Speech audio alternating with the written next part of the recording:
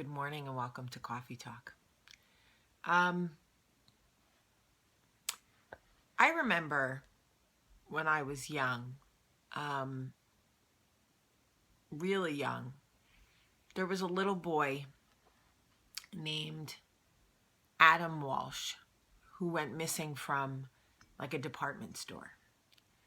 And America watched as they searched for him and they found, I believe, his body or his head, something ludicrous. And his father went on to host America's Most Wanted for like 30 years. The significance of Adam Walsh to me is that I remember my mother watching on the news and feeling very much like that could have easily been her son. The 80s were different times, and there wasn't so much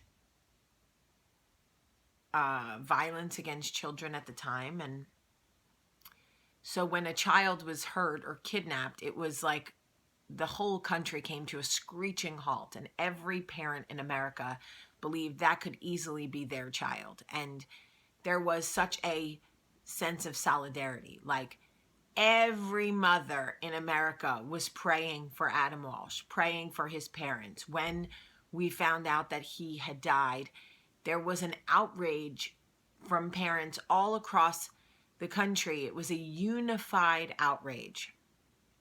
I'll tell you what there wasn't. There was never any blame. No blame in my house. Not once did my mother say, that would never happen to me with my children, because it could have easily been one of hers, and she knew that. I took my children to Disney World last year with Michael.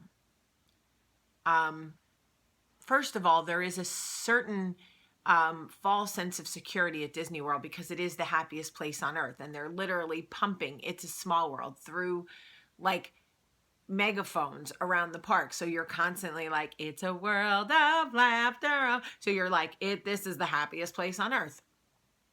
I use Disney World as a metaphor all the time for the fact that we believe it's all princesses and castles and all of those things. But once you really get inside, you realize it's overcrowded. There's too many lines.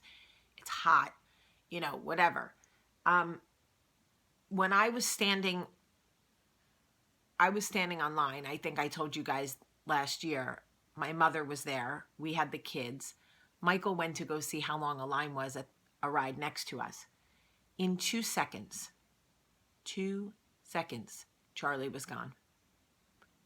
Now, it was me and my mom. We looked down, Charlie was gone. What happened to me at that moment was I looked around and Disney World became the scariest place on earth. All of a sudden, I could hear the music pumping in my head, and I could see what felt like millions of people, but I couldn't see my kid. And in that 1 second, I was paralyzed, rendered completely useless as a human being. I couldn't breathe. I couldn't think. And I remember my mom saying, Jamie, where's the baby? And all I could think was, I want to die. Whatever strength I need right now to weave through these people and tune out the music and focus on her, I don't have. I'm failing as a mother right now. I am failing. I can't do it. It wasn't until I saw Michael walking toward me with Charlie on his shoulders that I felt like I was going to throw up. That's the only way I could explain it. Needless to say, it took 10 years off my life. When I heard that a 2-year-old boy was pulled out of his father's arms by an alligator, waiting in the shorelines of a lagoon at Disney World while doing movie night, all I could think is that absolutely could have been me.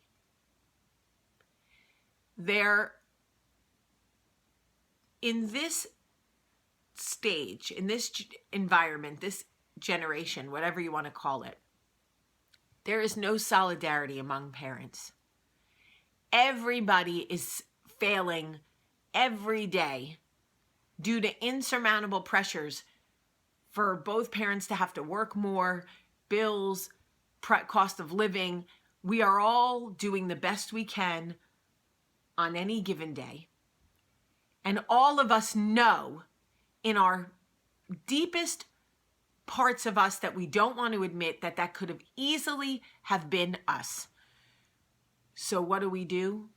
We deflect. That would never be me. Where were the parents? The child was the father was literally holding the child's hand. Okay? He couldn't have been any closer to his parents unless he crawled back into his mother's uterus, right? And people still say, where were the parents?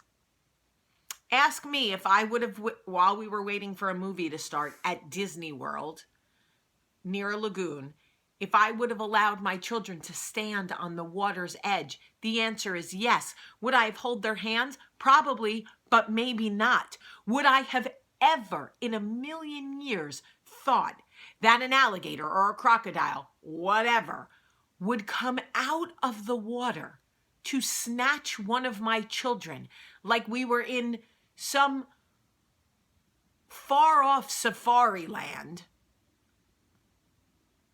Absolutely not. Absolutely not. And if a tragedy like that had happened in the 80s, every mother in America would have clutched her mouth, clutched her chest, held her children tighter and thought, that could easily have been me. But in this world of social media where we can so easily police the parenting of others and judge and blame and shame, that never would have been me. What, you never would have held your child's hands along the water of the lagoon at the $600 a night Disney World resort you paid for on movie night where there were hundreds of other people? Why? Because you have the parenting foresight to believe that an alligator would come out of the water and snatch your child out of your arms like we're in the African wilderness? I don't think so. And if you're the one telling yourself that, there is something about your parenting that you are really fearful of. You really believe you are failing on a daily basis and you are not sure why. But I can tell you that shaming or blaming another parent will never make you feel better about your own. I am the first to admit I do the best I can. And some days my best is not good enough. This I know. When I took the kids to the park a couple of months ago, I told you guys, Max and Olivia, 2 seconds, they were gone. I'm running around the park with the police, literally swallowing vomit. Literally, it's burning a hole in my throat. Accidents happen every single day. Children, by definition, are accident prone. They fall out of trees. They fall into coffee tables. They get their hands on things that they shouldn't. They ingest things. They stick things up their nose, in their ears. They hurt each other. They disappear. Never in a million years do we believe that an alligator or crocodile, whatever it was, would come up out of the water and snatch our child out of our own hands. These are just not things that our minds allow us to perceive. And I had a dream last night that I was with Max and that something had grabbed him and I couldn't get to him. And I know it's because I am thinking so much about these parents that now have to pack up their stuff and go home and bury their child. It is simply out of my realm of comprehension. And the only thing that I ask, if you're watching this message, if you share this message, is that we provide a little solidarity for these parents and go back to simpler times where we were all humble enough to admit that it could easily be us.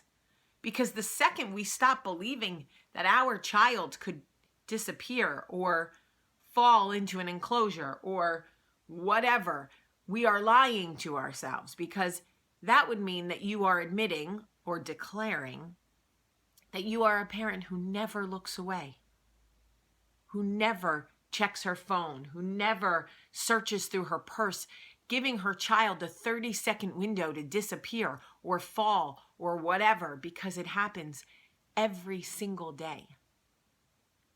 And the blame and the shame in this environment is making parenting nearly impossible, and 1,000 times harder when accidents do happen. And accidents do happen. Speak to any pediatrician. They happen every single day, just because we don't hear about them. If you have judged these parents or anyone else, feel fortunate in your own life that it hasn't happened to you. Don't shame anyone else. Just quietly feel fortunate that it's not your child. But provide peace and prayers and comfort for the mother who now has to bury her child. I can't even begin to understand. It is keeping me up at night. I love you so much today. Have a great day.